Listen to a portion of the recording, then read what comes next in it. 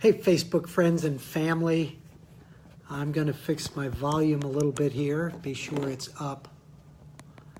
And then I am going to start right in with what it is that I want to say.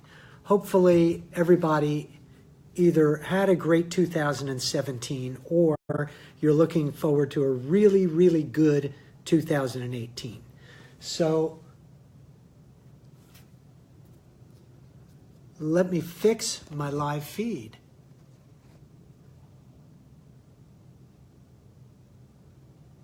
I don't know why, but someone's telling me that I'm sideways. There we go. We're fixed. Thank you. Thank you, Rhonda. What an incredible wife I have. So anyway. Oh, here we go.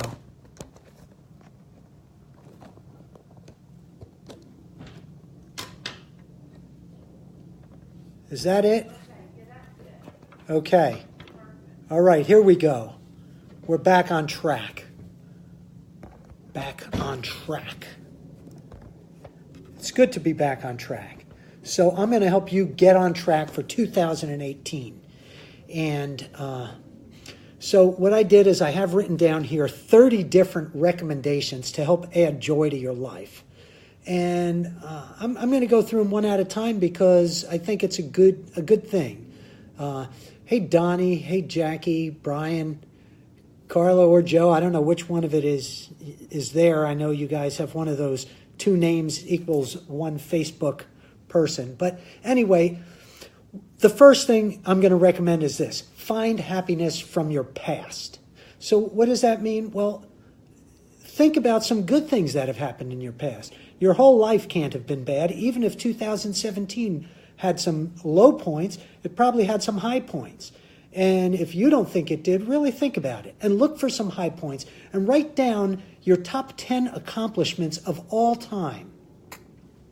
Everything that you did, even if you were a little kid and something really great happened that you did, think about that, write it down, and help remind yourself of that.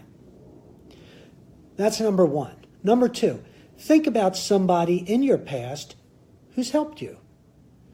And very simply, return that favor to them, either directly or if you don't know where they are or if they don't need for you to help them, then help somebody else. Just pay it forward and think about how great that'll be. And when that person says to you, wow, that was wonderful. How can I help you? Say to them, you know what, the best way that you can help me is to help somebody else. And then that way we keep paying it forward. We keep passing on the good. And imagine if everybody on my friends list even did that for two people, and then the next month, those people did it for two people, it would probably be hundreds of thousands of people by the end of the year would have been helped by somebody unexpectedly or somebody that just really did something for them, paying it forward. Hey, Alice. Hey, Mary. How are you guys doing? Next, arrange to see somebody you haven't seen in a long time, whether it's a friend or a family member. Because we never have our lives guaranteed. We don't know how many days we have left. You don't know how many days somebody else might have left. And chances are there's somebody in your life that you've thought to yourself, at least at one time, you know what, I wonder what they're doing. I wonder, I'd really like to see them. And then see them. Make it a point to visit or at least touch base with them in such a way where maybe you can do a video conference, but it's always best to see people in person. Because let's face it, right now you and I are interacting two-dimensionally, but it's a three-dimensional world. Like, for instance, you guys can't see the osprey that just landed in the tree next to me. You can't see the water or the sunshine. Well, you can see the sunshine over here on my shoulder. That would be a good song for John Denver. But what I'm simply saying is this: be with somebody. And when you're with them, actually be with them. So see somebody you haven't seen in a long time. Number 4, donate something you no longer need or use. Or for that matter, you can do like we're doing. donate a lot of things that you neither need or use. And sometimes there might even be something marginal that you think, oh, I really like that.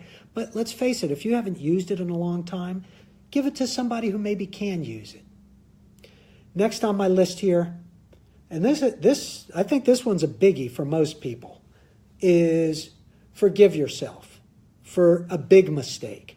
And hey, Robin, hey, Reese, and it depends. What is a big mistake? Big mistakes are different things for different people. For some people, it's something they've said to someone. For other people, it's financial issues.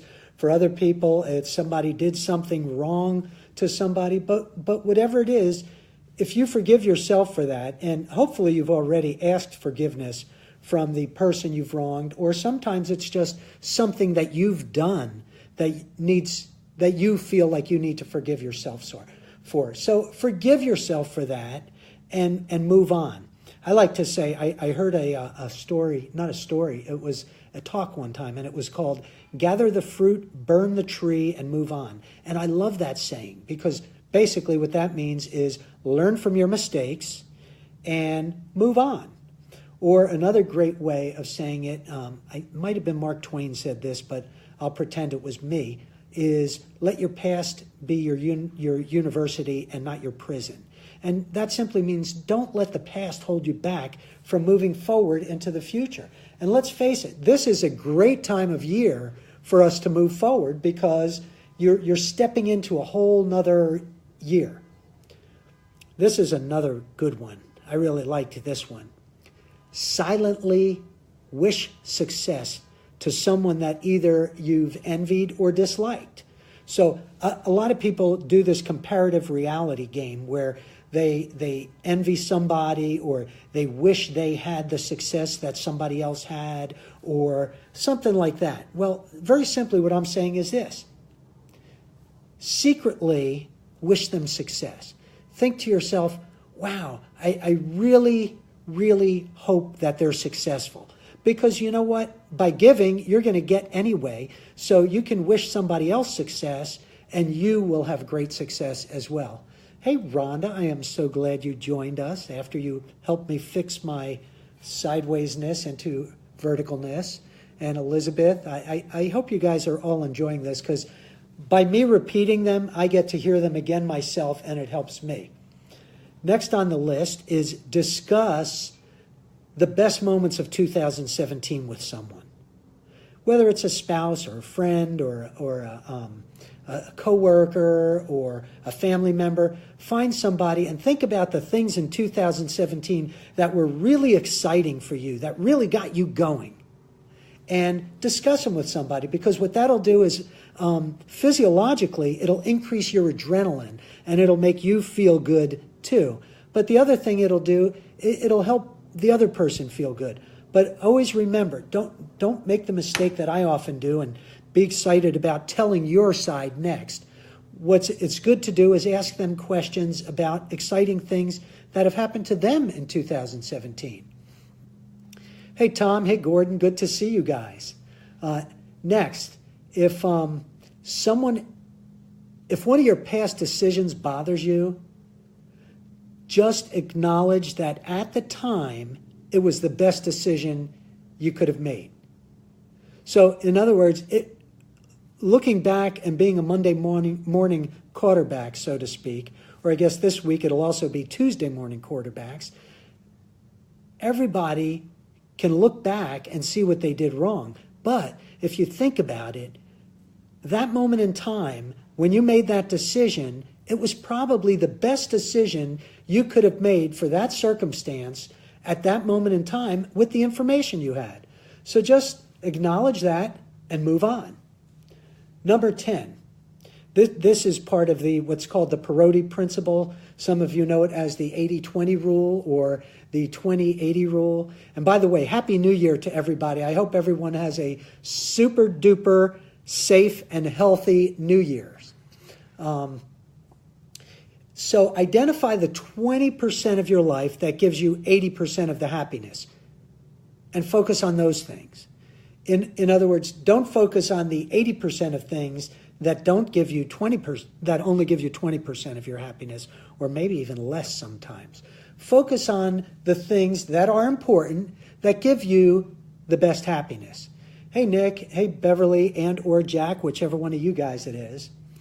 Now we're going to move from the past into the present. So those were all things you could look back on and either like readjust your mind with, or get happy about, or say, yeah, you know, there were some really good things in my life. Just like when David was going after Goliath, he went to King Saul and he said, hey, listen, I killed the bear, I killed the lion. I can take this uncircumcised Philistine with just a sling and a stone. And he did it. So do that. Let's look at doing that to our future. Let's knock our past out and really kick the future into good position. All right, so the present, which is today. You guys have all heard the cliche, past is history, future is a mystery. Today is all we have, and it's a gift, so that's why it's called the present. Present, gift, get it? So seize the day every day. In other words, embrace whatever it is you have to do, or you want to do, or you're doing for that day. If you've got something that you otherwise might consider drudgery and maybe not so fun, do it anyway and just say, you know what, I'm going to enjoy this, whatever it is that I might otherwise not enjoy. Even mundane tasks. Laundry, hey, when it's done, it's clean, it's accomplished. Dishes, same deal. Whatever it is. Hey, Cynthia. Hey, Nick. I'm so glad you guys are all on. Hopefully you're enjoying it and you're all not just like popping on and popping off. So number 2 for happiness in the present. Do something for yourself. What does that mean? Well, that doesn't mean gorge yourself on alcohol or food or whatever. It means find something that gives you pleasure, real pleasure. Listen to some special music. Go for a swim. We can do that in Florida, by the way. Not saying anything to you guys in the snow. We feel for you because I know it can be dangerous up there. Yeah, Brian, making your bed in the morning. Some people say just by making their bed, that gives them a sense of accomplishment. So relax, read. I like to read. Reading is great because you can internalize things. Travel, maybe go somewhere, even if it's a day trip. Enjoy something. Get out into nature. Here's another one. Be kind to people who bother you, and you'll no longer be bothered by them. Hey, Linda. And I know that this is true because this happened to me when I was younger. I was the youngest of 6 children. And one of my brothers, who will remain nameless because I love him and he doesn't really do this to me in the same way anymore, but he thought that his goal in life was to torment me. So finally I got to the point where I just said, I'm just not going to let it bother me. And then it bothered him that it didn't bother me, and then it was almost laughable for both of us. Hey, John, how are you? Hey, Brooke. So do that. Just be kind to somebody who bothers you, and after a while you'll find that they won't really bother you anymore. This is one of my favorites. Spend some time outside with animals or nature, and a lot of times that can really give you peace, just being around and experiencing the earth the way that God meant it. You know, a lot of times we look around and we see buildings and even some beautiful things that we make, we meaning mankind, but really nature has its own unique way of giving us peace. So go out, spend some time in nature, go for a hike if you can. We like to take walks on the beach, climb a mountain if you're in Colorado and it's not snowing and dangerous, but whatever. Here's another one. Don't take yourself so seriously. Crack jokes about yourself. Or at least when something happens to you, hey, Happy New Year again, everybody. I'm going to give intermittent Happy New Years in case anyone misses them. Hey, Deb. Hey, Jason. Hey, John. How you guys doing? Happy New Year to everybody out there. So we were saying don't take yourself too seriously. Sometimes people can do that. Sometimes, like even myself, I'll be happy and kind of joyful, but my face will be like this. because I'll be thinking about something. Thinking about something fun, but my face doesn't show it. So we say, if you're joyful or happy, let it show, because you can pass that on to somebody else. And if you spend more time with cheerful people, instead of, as a friend of ours says, Debbie Downers, people who are always talking negative, they can really try and pull you down.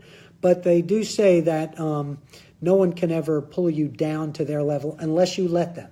So don't take yourself seriously. Crack jokes about yourself. Like me, for instance, I'm trying to figure out what shape my head is, because it's not bedhead. I actually fixed it this morning. But you guys get the gist of it. Spend time with cheerful people. Work on a hobby. Or if you don't have a hobby, find one. Because sometimes just looking for a hobby can be fun. Like for me, I like to kayak. I like to jog. And I also have this deal that I do I roast my own organic coffee. And that's more than just a hobby, because then I know that all the coffee I'm drinking is organic, it's fresh, it tastes great. And so find something fun, something that interests you, and develop a hobby out of it. Research it a little bit. Join a Facebook group on it, whatever. But enjoy cheerful people, find a hobby, buy yourself a gift. Some of us don't need to do that because we're always doing that. But if you really haven't treated yourself to something, treat yourself to something. Maybe you didn't get a Christmas gift that you really wanted. Buy it for yourself. Another thing that's really good to do is to tell people how much you appreciate them. Because sometimes you might appreciate people, but guess what? They don't know it unless you tell them. It's nice to tell them and show them, but it's really important to tell people too. Don't be like the man who, his wife said, "Gee, you never tell me that you love me." And he said, "Well, I told you 30 years ago when we got married, and I'll let you know if I change my mind." Don't be that person, okay? Tell people you appreciate them. Hey, Jim, be generous. Over-tip at least once in a while. You don't have to do it all the time.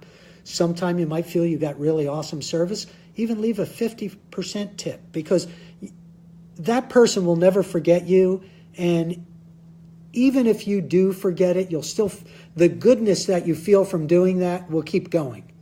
So, hey, Brian, I'm glad thank you for acknowledging and letting me know that you appreciate this. You already just did number 9, and I appreciate that. So thank you. So now we moved from the past to the present, the gift, and we're going to talk about the future. 2018 is right around the corner. For some people in other areas of the world, it's already come. Let's see, 8 and 4, 12. In Kenya, they just had it 18 minutes ago. They celebrated the new year coming in.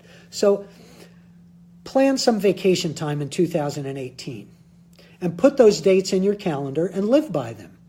Even if it's just a weekend getaway or something like that, put it in there and keep that on your calendar so that you can't not do it. This is going to be another big one.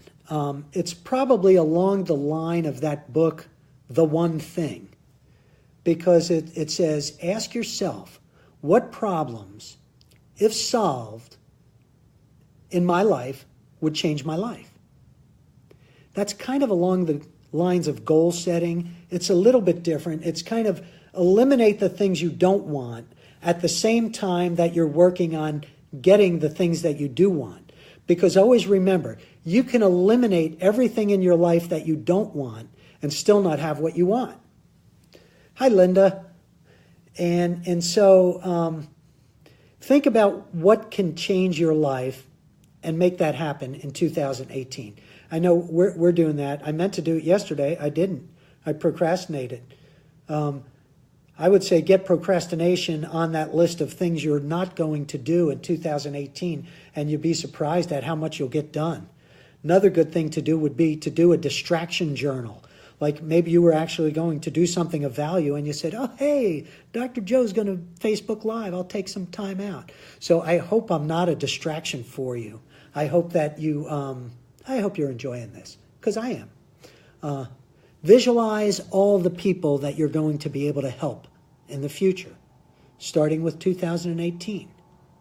I love to do that. I think about we're building a clinic in Kenya with the help of some really wonderful donors, and I love to think about the fact that so many people are going to be helped.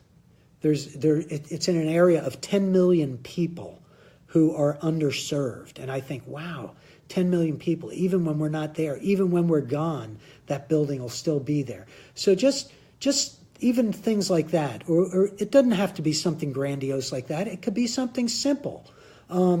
Think about your own children, how you can help them, regardless of what age they are, treating them right, being positive for them, letting them know that they can achieve instead of speaking negative on them or speaking down on them.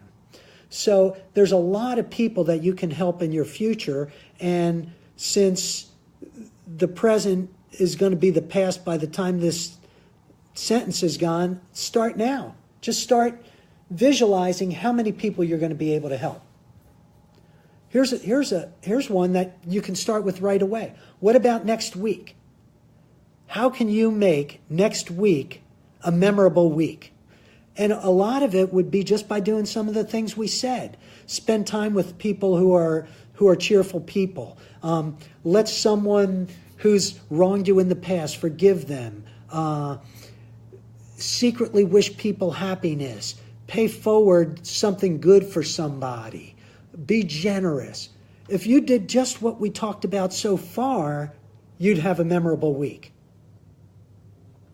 Next, just 3 goals for 2018. Just write down your 3 top goals and commit to them. Now, remember, goals should be, we say SMART, S-M-A-R-T, which is specific. In other words, not, I'm going to get healthier. What does that mean? How about like, I'm going to lose X number of pounds. I'm going to exercise X number of days a week. Those are specific things. Not, I'm going to read more. You might be able to just read 1 sentence and that's more, and then your brain says, okay, you did it. How about like, I'm going to read 1 positive book a month, or something along those lines, but they should be specific. They should be measurable. In other words, just what we said. You need to be able to measure them and follow along the lines. They need to be achievable. So for instance, you might say, you can't say something like, well, I'm going to do a 400-mile swim. That's probably not achievable unless you're in the 100-mile swim club already. So find something that's achievable and set that as your goal. Now, that doesn't mean you shouldn't stretch. That doesn't mean it shouldn't be big and audacious and out of your reach now. But it means it has to be achievable. Like you can't say, oh, I'm going to jump as high as the moon, or I'm going to join the NBA if you're only 3'4". You might be able to achieve that, but find something that's realistically achievable. And then the R, of course, is reachable. In other words, you could do that NBA analogy, but it won't be this year. So it needs to be specific, measurable, achievable, realistic. I'm sorry, that's what the R is. The R is realistic, and then T is timed. Put a time on it. So write down your top 3 goals for 2018 and stick with them. Commit to them. Look at them every day. Ask yourself, what can I do right now that will make me happier in the future? And then do it. Just do it. Nike knew it. Just do it. So not just what'll make you happier, what'll make you more productive, what will give you the opportunity to make others happier and more productive. How can you add value to other people's lives? Ask yourself some of those things and do them. And then next is ask others what they want to accomplish next year. And see if maybe there's somebody who you can help accomplish their goals, and think about how great that is. I know I remember I experienced this, I think, for the first time when the first day that our children caught their first fish, I thought to myself, wow, that was great. I didn't wish I caught the fish.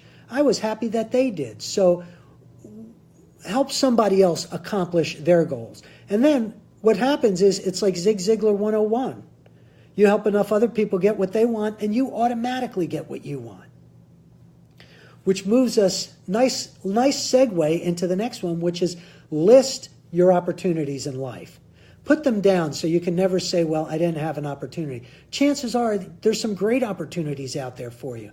Hey, Tom. Hey, Michelle. Hey, Cheryl. Happy New Year, you guys, and everyone else. And examine which of your skills will be most valuable to you during the next few years. I know I have something written on a board that I see every day now, and it says, use your God-given talents. So find what you're good at and what's valuable, and think about how you can apply that. And next, and lastly, and probably most importantly is, this is on my list as last, make a decision that 2018 will be your best year ever, but you have to do more than just make that decision. You have to follow through with it.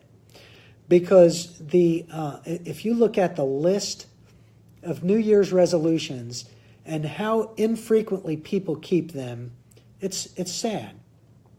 So I'm simply saying, make whatever decision you make in how 2018 can be your best year ever, and how you can make it the best year for everyone around you. Commit to making that happen. Because others are watching you. They watch your behavior. You're a witness to other people. They're watching you no matter what, whether it's good, whether it's bad. So commit to having this be an incredibly awesome, wonderful, special year, 2018. And I'll see you on the other side of 2017 once we're in 2018. So God bless you all. Have a wonderful, safe, healthy New Year, and I'll see you next year.